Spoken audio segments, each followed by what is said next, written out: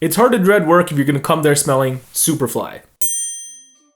Hey forum, Manny back here with another video on the CascadeScents fragrance station, and this one is on my top 5 office work fragrances, or just top 5 work fragrances in general. Now there are X amount of workplaces nowadays that are sadly going unscented, which is no fun of course. So obviously if you like wearing fragrances, this is a problem, right? So if you're going to make that conscious decision to wear fragrance to work nowadays, not only do you need it to be light and inoffensive, but at the same time you want it strong enough so it would last your entire workday. That being said, it may not be as easy as far as what's readily accessible to you and I. Like there's a bunch of usual suspects that I've been recognizing at work lately, and I don't want to smell like that too. Obviously I want to smell fly in my own safe and unique way. So I think I have just a list here, and maybe for where you live this might help you too. So we may as well finally get started with the list, starting off at number 5. Here is Terre Eau de Toilette. Sure, you have that gorgeous opening orange note, but at the same time you have that blast of ISO E Super that's kind of woody, and a black pepper. It's kind of intense for me at first, but thankfully it mellows out quickly as it forms this citrus, woody, spicy,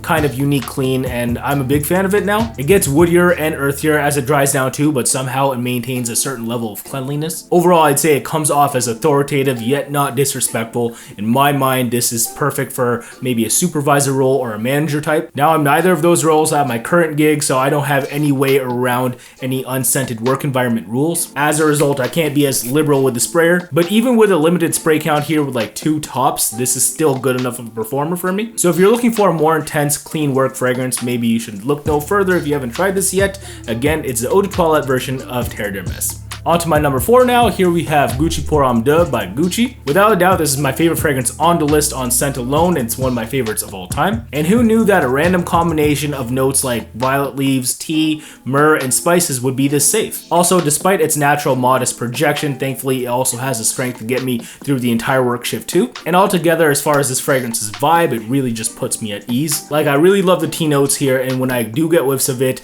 I kind of just want to feel like how I feel when I actually take a sip of my tea in the morning, and that's relaxed, which is a really good way to be at work sometimes, especially when you have certain Asian try-hard instances like myself. So yeah, if any of that sounds interesting to you, try this if you haven't yet. It's Gucci Pour Homme by Gucci at number 4. On to number 3 now, we have Greylock by FLUR. Now the way this fragrance does vetiver is even furthermore clean, kind of reminiscent of Grey Vetiver by Tom Ford, but remixed with other notes. We're talking sea salt for a nautical vibe, as well as birch leaf and pine resin for something foresty. Comes off as super fresh and professional, but with a slight edge. But yeah, again, for the most part, it's really clean and pretty inoffensive. And yeah, altogether, I really like this because I historically like really clean vetivers, as well as anything that's green and anything nautical for the most part. So if you're in search of something like Grey Vetiver by Tom Ford or an alternative take on that, again, definitely check this out, Greylock by FLUR. Almost there, guys. On to my number 2 now. Here we have Icon by Dunhill. You have that very modern, bright, welcoming bergamot at the top, along with some neroli for a little bit of sharpness. But there's also an emphasis on spice here with the cardamom and black pepper,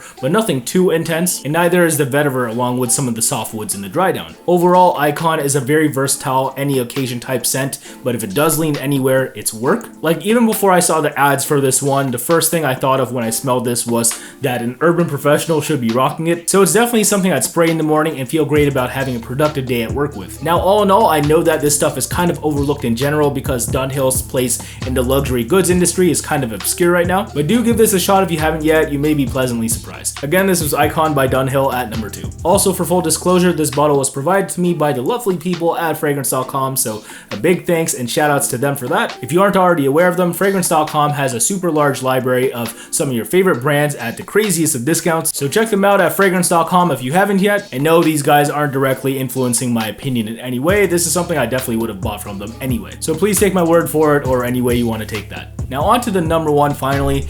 In my personal opinion, this is the work scent of all work scents. Here's Platinum Égoïste by Chanel. Platinum Égoïste comes off as very steely and metallic in an aromatic sort of way, hence the really appropriate name in Platinum Égoïste. For whatever reason, this kind of vibe elicits super cool and kind of workman-like thoughts, which is essential if I just want to power through my work shift. So as much as I love the aforementioned fragrances, nothing makes me more enthused to approach my workday than this stuff right here. That being said, I know that some of you might find this a little dated or too 90s in its approach, but I actually love that. Like, to me, this is something an ambitious young urban professional would have rocked during the dot-com bubble of 20 years ago. But I digress. You know that I think this is a really cool work fragrance. Again, it's Platinum Egoiste at number 1. So we have a winner here. Damn, Platinum Egoiste is back with a vengeance on my channel lately. First place in my top 5 work fragrances, first place in my top 5 Chanel fragrances. I'm telling you guys, 90 cents, 90s kids, we out here. But anyway, again, if you've yet to check this out or any of the aforementioned fragrances, please do so wherever it's convenient for you. Tell me what you think of my picks in the comment section below, and also tell me what you're rocking at work lately. I'd love to know too. And if you enjoyed this video and want more, please give this video a thumbs up and subscribe if you haven't yet. Hopefully you don't regret that, and hopefully you didn't regret watching this. Again, my top 5 work fragrances. Thanks again as always for watching, and I'll see you later. Take care, peace out, bye. Where are your fragrances?